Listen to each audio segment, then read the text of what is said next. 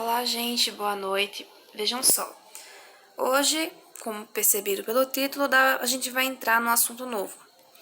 E esse assunto tem a ver com verbo. A gente aprende que verbo é uma palavra que ela pode ser conjugada, indica ação, estado ou fenômeno da natureza.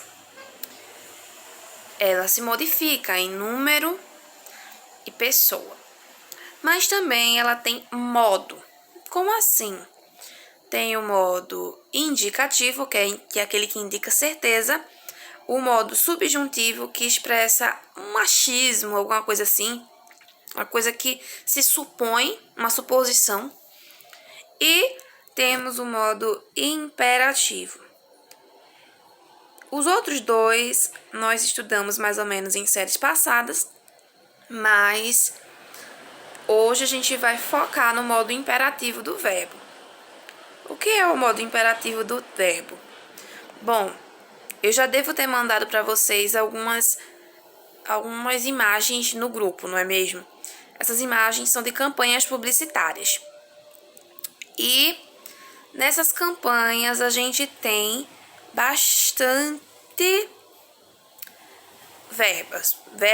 frases.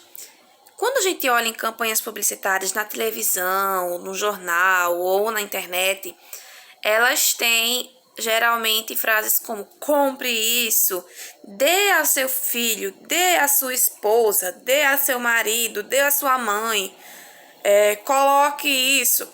Na caixinha de alguma coisa de comida também tem as instruções. Os verbos que são colocados nessas instruções são verbos no modo imperativo.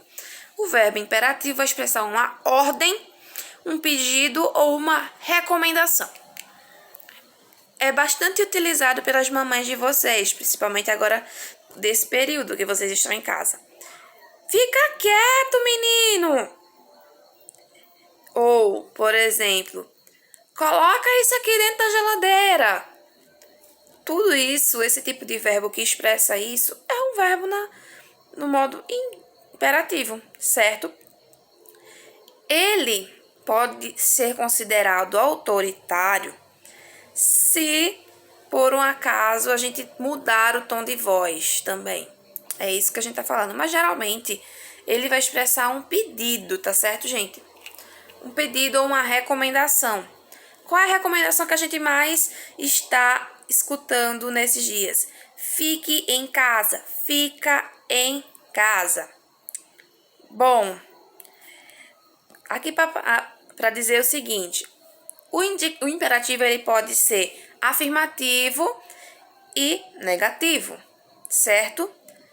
Nesse modo, já que a gente está dando uma ordem ou pedindo alguma coisa, não existe a recomendação para a primeira pessoa do singular, que no caso é eu. Como é que eu vou dar uma ordem para mim?